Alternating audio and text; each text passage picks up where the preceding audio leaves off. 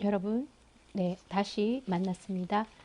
3단원은 이제 설명과 이해라는 대단원을 가진 단원입니다.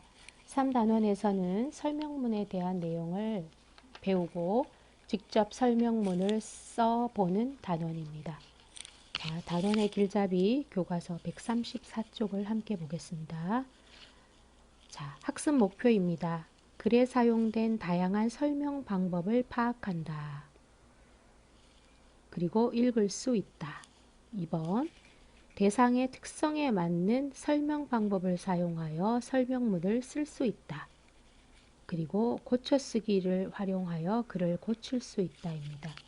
그래서 이번 단원은 소단원을 통해서 설명문을 배우고 다음 단원에서 설명문을 써서 평가를 하는 단원입니다. 잘 봐야 되겠죠? 자, 우리는 지구온난화의 원인은 무엇일까? 이 음식은 어떤 방법으로 요리할까?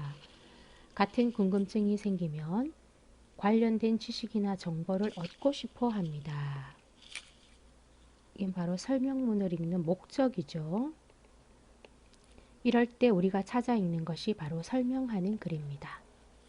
자, 우리가 어떤 새로운 기계나 도구 그리고 게임기를 샀을 때도 이 설명문을 통해서 방법을 익혀봅니다. 설명하는 글을 읽을 때 설명 방법을 알면 더 잘 파악할 수 있습니다. 우리는 어떤 정보를 전달할 목적으로 설명하는 글을 쓸 때도 있습니다. 정보 전달이 목적이라는 거죠. 그리고 설명하고자 하는 대상에 맞는 방법을 사용해야 합니다. 그리고 다 쓰고 나서 점검하며 고쳐 쓰는 습관. 우리가 이것을 글을 마무리 단계에서 퇴고하기라고 하기도 하는데요. 글을 마무리하는 단계에서 수정하는 내용입니다. 자, 그래서 우리는 이번 단원을 통해서 설명 방법을 알고 설명문을 써 보겠습니다. 자, 단원 한눈에 보기. 자, 소단원 1에서는 정전기가 겨울로 간 까닭이라는 글을 읽고 설명 방법을 파악하는 단원입니다. 그럼 먼저 다양한 설명 방법을 우리가 알아야 되겠죠. 그래서 이번 시간에는 다양한 설명 방법을 우리가 익혀보도록 하겠습니다. 그 다음에 소단원 2에서는 머리카락 얼마나 알고 있니? 라는 글을 통해서 설명하는 글을 써보고 고쳐쓰기까지 해보겠습니다. 자, 자기 점검에는 보면 설명하는 방법에는 어떤 것들이 있을까요? 자, 이것을 지금부터 한번 살펴보고요. 그리고 설명하는 글을 써보는 것은 이제 다음 수행평가를 통해서 다음 등교 개학 기간에 한번 해보도록 하겠습니다. 그리고 고쳐쓰기를 하는 편인가요? 글의 마지막 단계에서 퇴고하고 수정하는 단계를 거치면 글이 좀 더 완벽해지겠습니다. 자, 그러면 먼저 이번 단원에서 제일 중요한 다양한 설명 방법에 대해서 알아보도록 하겠습니다. 네, 그래서 아까 단원 길잡이에서 얘기한 글에 사용된 설명 방법을 설명을 하고 1단원을 나중에 들어가도록 하겠습니다. 자, 교과서 내용에 나와 있는 단원의 길잡이를 학습지 파일을 통해 다시 열어서 확인합니다. 자, 먼저 설명문이란 어떤 글인가? 설명문은 대상을 알기 쉽게 풀어 써서 정보를 제공하는 글입니다. 그러니까 당연히 사실을 기록해야 되죠. 그래서 글의 특징은 먼저 객관성을 유지해야 합니다. 그리고 정확해야 합니다. 신뢰성 있는 정보, 그리고 독자가 이해하기 쉬운 조직으로 되어 있어야 합니다. 그래서 이 글의 구성은 대체로 3단 구성으로 머릿말, 본문, 맺은말 또는 서두, 본문, 결미 이렇게 나와 있습니다. 자, 그리고 제일 중요한 설명문에 쓰이는 설명 방법입니다. 자, 먼저 정의입니다. 정의는 무엇은 무엇이다는 방식으로 대상의 본질을 설명하는 글입니다. 예를 들면 씨름은 모래판에서 두 사람이 서로의 삿발을 붙잡고 겨루는 경기이다. 예시입니다. 구체적이고 대표적인 예를 들어 설명하는 방법입니다. 한식에는 불고기, 비빔밥, 김치찌개, 파전이 있다. 한식의 예를 들었고요. 비교입니다. 비교는 둘 이상의 대상 중을 공통점을 주로 중심으로 설명하고요. 대조는 차이점을 중심으로 설명하는 방법인데 이 두 가지는 함께 쓰이는 경우가 많습니다. 자, 숟가락과 젓가락의 공통점은 둘 다 밥을 먹는 데 쓰이는 도구이고 차이점을 봤을 때 개는 주로 낮에, 고양이는 밤에 활동한다. 비교와 대조를 봤고요. 그 다음 분류입니다. 여러 대상을 일정한 기준에 따라 나누거나 묶는 방법. 자동차는 용도에 따라 용도라는 기준으로 승용차, 승합차, 화물차, 특수차로 나눈다. 학교는 연령에 따라 초등학교, 중학교, 고등학교, 대학교로 나눈다. 이런 방식이지 분류입니다. 분석. 두 가지는 반드시 구분해야 됩니다. 분석은 하나의 대상을 이루는 구성 요소를 나누는 방법입니다. 시계는 태엽, 초침, 분침, 시침으로 구성되어 있다. 시계를 구성하는 요소를 쪼개어서 나타냈습니다. 자, 그리고 인과입니다. 인과는 원인과 결과의 준말이고요.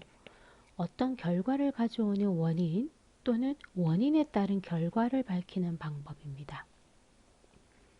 이곳에서 교통사고가 많이 일어나는 것은 교통신호 체계에 문제가 있기 때문이다. 무엇은 무엇 때문이다. 과정, 목표나 결과에 도달하는 행동 변화 단계를 순서대로 설명하는 방법입니다. 요리 과정에 따라 요리 순서를 쓰는 것도 이거고요. 운동에서 운동 방법을 차례대로 자유형을 할 때에는 최대한 몸의 힘을 빼고 팔을 민다. 그 다음 익숙해지면 발을 나간다. 이렇게 쓰는 것이 과정입니다. 자, 그래서 정의, 예시, 비교, 대조, 분류, 분석, 인과, 과정. 이것을 간단한 연습 문제로 한번 풀어보겠습니다. 자, 1번. 뭐는 어떤 사실이나 대상을 알기 쉽게 풀어 쓴 글. 뭡니까? 바로 설명문입니다. 그죠? 2번. 여러 대상을 일정한 기준에 따라 나누거나 묶는 방법을 기준으로 나누는 것을 뭐라고 해요? 분류라고 한다. 한복은 한국인들이 입어온 고유의 옷을 통틀어 이르는 말이다. 무엇은 무엇이다. 정의죠. 곤충의 몸은 머리, 가슴, 배로 이루어져 있다. 구성 요소로 나누는 거 뭡니까? 분석입니다. 자, 조금 더 심화 문제를 풀어보겠습니다. 자, 5번. 세계 인종들이 가지고 있는 신체적 특징은 기후에 대한 적응의 결과로서 형성된 것이다. 예를 들어 에스키모인들의 눈꺼풀은 안구가 동결을 막기 위한 것, 아라비아인들의 눈은 특별한 특징은 없지만 길고 좁은 아치형의 코를 가지고 있다. 이러한 사실에 대한 예를 들은 것은 바로 뭡니까? 예시입니다. 6번. 전통이란 한 집단이나 결의 역사 속의 하나로 이루어져 내려오는 정신적을 말한다. 맥락을 말한다. 무엇은 무엇이다. 자, 여기에선 정의가 쓰였고요. 그러나 전통은 인습과 다르다. 인습이 새로운 역사를 이룩해 가는 과정에서 버려야 할 찌꺼기라면 전통은 없어서는 안 될 씨앗이요 밑거름이다. 전통과 인습의 차이점을 견주었으니까 바로 대조가 쓰였죠. 그래서 여기서 6번은 정의와 대조가 쓰였습니다. 7번 성대는 후광 속에 붙어있는 두 쌍의 막조직의 살점이다. 성대는 두 쌍의 살점인데 위쪽에 한 쌍은 이렇고 아래쪽에 한 쌍은 성대로서 이런 역할을 한다 되어 있습니다. 성대를 이루고 있는 요소를 나누어서 설명했습니다. 분석이고요. 자, 마지막으로 8번입니다. 사람의 눈 구조를 이해함에 있어 사진기를 연상해 보면 도움이 된다. 사진을 찍을 때 빛은 렌즈를 통과하여 상이 맺히게 되고 사람이 어떤 사물을 볼 때 망막에 가서 상을 만드는데 사진기의 조리개는 눈의 홍채, 사진기의 조리개와 눈의 홍채, 또 눈의 전면을 보여주는 각막은 코팅막과 같다. 이처럼 사람의 눈의 구조는 사진기의 구조와 흡사하다. 사람의 눈 구조와 사진기를 공통점, 유사점을 추출했습니다. 그러면 뭔가요? 바로 비교가 되는 겁니다. 자, 위에 있는 문제에 비해서 조금 더 문장의 길이도 길고 조금 다소 어렵게 느껴질 수도 있는데요. 이렇게 설명문에는 이런 다양한 방법을 통해서 내용을 서술할 수 있습니다. 자, 이제 다음 시간에는 소단원 1단원을 들어가서 교과서 내용을 학습하도록 하겠습니다. 수고하셨습니다.